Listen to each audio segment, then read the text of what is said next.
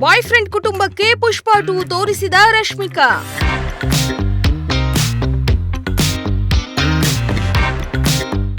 S, national crush Rashmika Mandanna ಹಾಗೂ ತೆಲುಗು ನಟ ವಿಜಯ್ ದೇವರಕೊಂಡ ಹಲವು ವರ್ಷಗಳಿಂದ ಡೇಟಿಂಗ್ ಮಾಡ್ತಿದ್ದಾರೆ ಅನ್ನೋ ವಿಚಾರ ನಿಮ್ಗೆಲ್ಲ ಗೊತ್ತೇ ಇದೆ.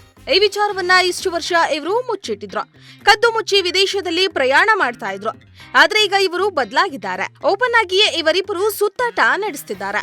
ರಶ್ಮಿಕಾ ಮಂದಣ್ಣ ಹೆಚ್ಚು ಸಮಯವನ್ನ ವಿಜಯ್ ದೇವರಕೊಂಡ ಕುಟುಂಬದ ಜೊತೆ ಕಳೀತಾ ಇದ್ದಾರೆ.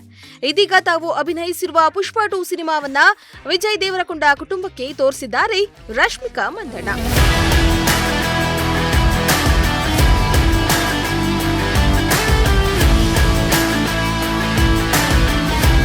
ನಿನ್ನೆಯಷ್ಟೇ ಅಲ್ಲು ಅರ್ಜುನ್ ಅಭಿನಯದ ಪುಷ್ಪ 2 ಸಿನಿಮಾ ವಿಶ್ವಾದ್ಯಂತ ಬಿಡುಗಡೆಯಾಗಿದೆ.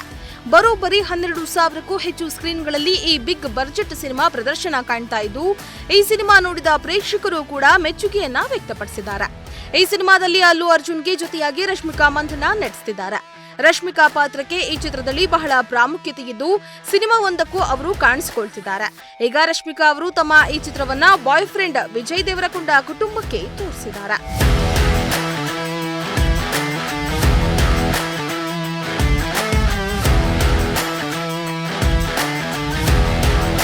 ರಶ್ಮಿಕಾ ಮಂದಣ್ಣ ಹೈದರಾಬಾದ್ ನಗರದಲ್ಲಿರುವ ಎಎಂಬಿ ಸಿನಿಮಾಸ್ನಲ್ಲಿ ಚಿತ್ರ ವೀಕ್ಷಿಸಿದ್ದಾರೆ. ಈ ವೇಳೆ ವಿಜಯ್ ದೇವರಕೊಂಡ ಅವರ ತಾಯಿ ಮಾಧವಿ ಹಾಗೂ ವಿಜಯ್ ಸಹೋದರ ಆನಂದ್ ಅವರು ರಶ್ಮಿಕಾ ಜೊತೆ ಕಾಣಿಸಿಕೊಂಡಿದ್ದಾರೆ.